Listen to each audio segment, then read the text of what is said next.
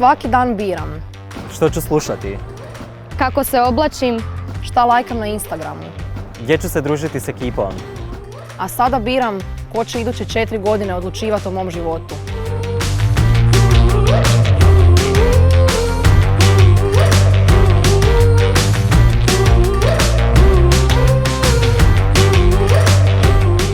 Svi želimo školu u kojoj se osjećamo sigurno, koja nam pomaže da rastemo i pratimo svoje snove. Ali nekima od nas je teže, jer nije isto živiš li u gradu ili na selu, koliko ti busom treba do škole i koliko dnevnih linija imaš da se vratiš nazad kući. O tome ovisi možeš li ostati na treningu ili učiti strani jezik, otići na predstavu s prijateljicama ili u kino. Nije isto znaš li čeka li te kod kuće ručak ili da je škola zapravo jedino mjesto gdje bi mogao dobiti topli obrok.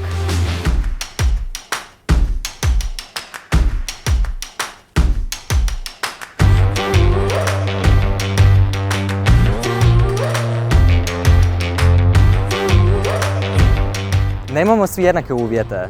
Neki od nas ne govore dobro hrvatski jezik ili nemaju kom kod kuće ili internet da se spoje na nastavu na daljinu. A svima nam trebaju jednaki uvjeti jer na kraju svi moramo proći isti test.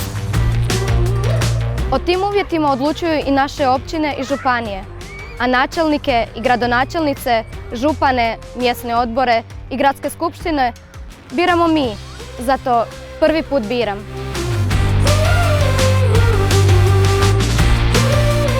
Koliko sam puta oprala ruke u hladnoj vodi bez sapuna ili su mi roditelji morali plaćati instrukcije jer škola nema organiziranu pomoć u učenju. Koliko puta sam samo sanjarila o pravom igralištu, s košem za košarku i golom za nogomet. Livada baš i nije neko mjesto za tjelesni. Želim i da moja sestra ide u vrtić, da ima dovoljno mjesta za sve. Znam da bi joj to kasnije olakšalo školske dane. O tome se isto odlučuje na izborima, jer lokalne vlasti odlučuju koliko će se sredstava izdvojiti za vrtiće i za škole. Zato ovaj put ja biram. Moj friend također. Moji roditelji, moje nastavnice i nastavnici i ja, svi mi imamo pravo odlučivati o tome kako će moja škola izgledati. Lokalne vlasti nam trebaju pomoć i omogućiti izgradnju i opremanje škole kakvu želimo imati.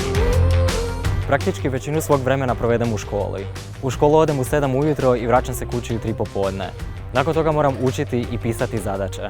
Moj se cijeli dan svede na školu, a pritom me nitko ne pita kako mi je i što od škola ja želim. Želim sudjelovati u razvoju škole.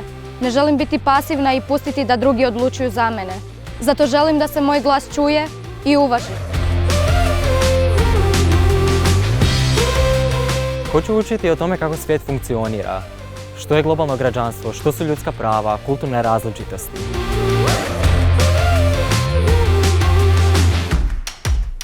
Slušala sam nastavu građanskog odgoja i obrazovanja. Puno sam naučila i stvarno mislim da je to iskustvo oblikovalo i mene i moje vrijednosti i poglede. Voljela bih da svi učenici i učenice imaju priliku za to. Uvođenje kvalitetnog građanskog odgoja i obrazovanja pitanje je nacionalne, ali svakako i lokalne razine. Novci iz lokalnog proračuna svima nam mogu omogućiti ovaj sadržaj, ali dodatnu edukaciju nastavnika i nastavnica.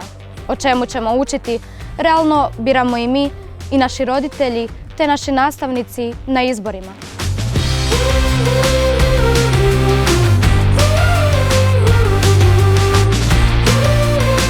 Mi odlučujemo.